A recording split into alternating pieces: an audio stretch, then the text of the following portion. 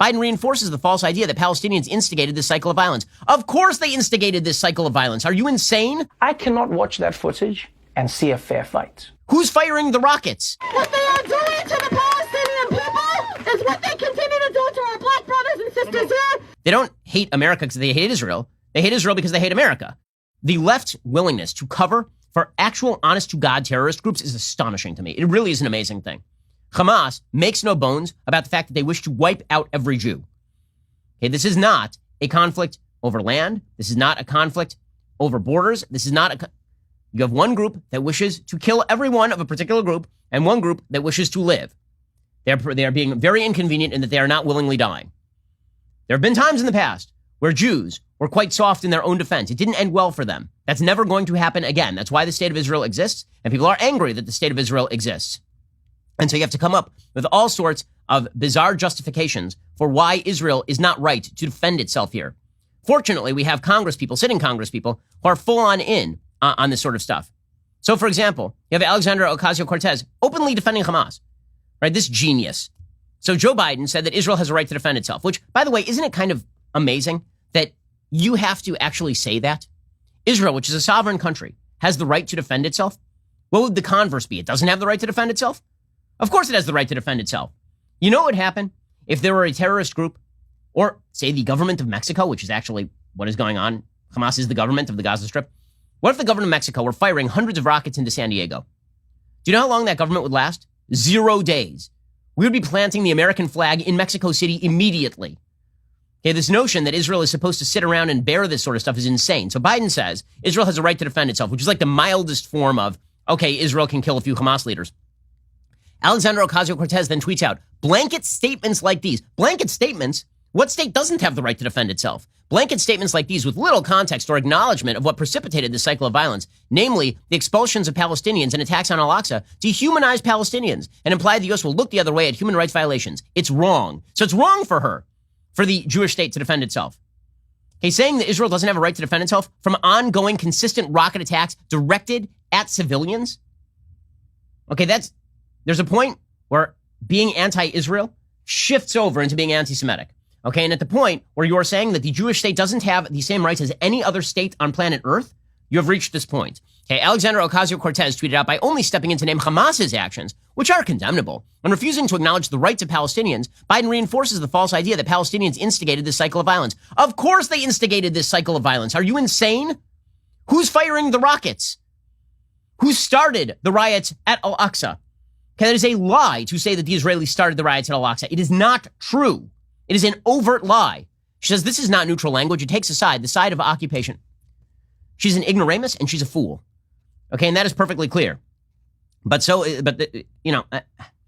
will attribute ignorance to her. I will attribute malice to Rashida Tlaib. So Rashida Tlaib is just a malicious pro-terror liar. So here's Rashida Tlaib at a rally yesterday promoting the leftist idea, the international leftist idea, that the subjugated of the world are all in solidarity with one another, and that the true story of humanity is white people all over, and she counts Jews with white people all over who are subjugating brown people all over. This is something that Jamal Bowman, who's standing right next to Rashida Tlaib when she says this, also is putting out there. It's the reason why Black Lives Matter has in its manifesto, in its program, end the Israeli occupation.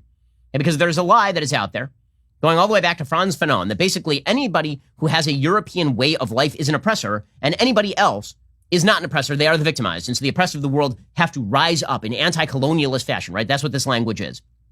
So here's Rashida Tlaib suggesting that what the Israelis are, quote unquote, doing to the Palestinians is what the police do to black and brown people. I assume that's what she means by they, because if she doesn't mean the police by they, if she doesn't mean two separate terms by they, as you will see, then she's just talking about the Jews. And that's just pure anti-Semitism. So here's Rashida Tlaib suggesting somehow a connection between police treatment of black and brown people in the United States, which again, she lies about, to Israeli treatment of Palestinians. So there are a few things that are wrong with this. One, the police in the United States are not systemically racist. Put that aside. Number two, the Israelis are not white. Okay, this bizarre notion that the Israelis are white ignores the fact that like half of Israelis, more than half of Israelis, by percentage, are from Arabic countries. Okay, the Jews who have been killed in Israel, there's some from Yemen, there's some from Morocco. There are plenty of Jews who are not white. Okay, and Jews, technically speaking, were not white until like the last 5 minutes when they became prominent in American politics. Until then, they were considered an out group. Okay, but here's Rashida Tlaib pushing this vile nonsense, this vile racially polarizing nonsense. And by the way, pro-Hamas nonsense, because she has nary a word to say about Hamas firing rockets indiscriminately into civilian population centers and using human shields in order to protect themselves. Our freedom is interconnected with black, brown, indigenous. It is connected. What they are doing to the Palestinian people is what they continue to do to our black brothers and sisters here, to the immigrant community here, and enough. So I want you to know this. As you are marching for freedom of Palestine, please know that you must be marching for everybody's freedom. It is all interconnected. It's all interconnected, you see. This is how you grow this movement. But by the way, it is. Spread the truth. For the left, Thank you wonder about the red, people have termed the red-green alliance, meaning the sort of communist, red Islamist alliance. The answer is they're aimed at tearing down American institutions, tearing down Western institutions. Israel is seen as an extension of that. They don't hate America because they hate Israel. They hate Israel because they hate America. I mean, this is the basic notion that Rashida Tlaib is connecting the institutions of the United States with what's going on in Israel. In order to conflate all of that, you have to acknowledge that what she's really attempting to do is condemn all of the systems of the West because there is some supposed underclass that is being repressed by these systems. And so she'll make excuses for any level of violence in the same way that members of the radical Democratic Party make excuses for people burning down cities and murdering people. In the United States, they make excuses for Hamas firing rockets indiscriminately into civilian areas. Now, again, this is all anti-factual. Sumya Santosh is a 32-year-old Indian woman who, in order to care for her 9-year-old boy, found work in Ashkelon caring for an 80-year-old woman. And she was blown up by Hamas, like yesterday. 19-year-old Yehuda Guetta from Libya was shot and killed earlier this week by a Palestinian American named Muntasser Shalabi, who's motivated, according to his neighbors, by equal parts Jew hatred and heavy gambling debts. According to Tablet Mag, the basic attempt to conflate American racial politics with the Middle East is not only intellectually dishonest, but has terrible motivations. Okay, and this is, by the way, why you are seeing Jews getting beat up in different places in the United States. Yesterday in Florida, there was a truck that was driving around to Jewish rallies that saying Hitler was right. Okay, the conflation between anti-Zionism and anti-Semitism, not everybody who doesn't like Israel is an anti-Semite, but every anti-Semite is anti-Israel. Okay, so it's pretty incredible to see these narratives trotted out.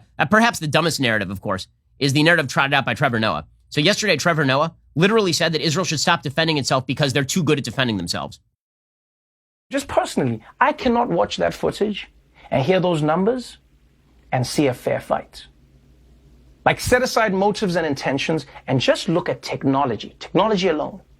Israel has one of the most powerful militaries in the world. And I know that people are going to hate me for this, but I just want to ask an honest question here.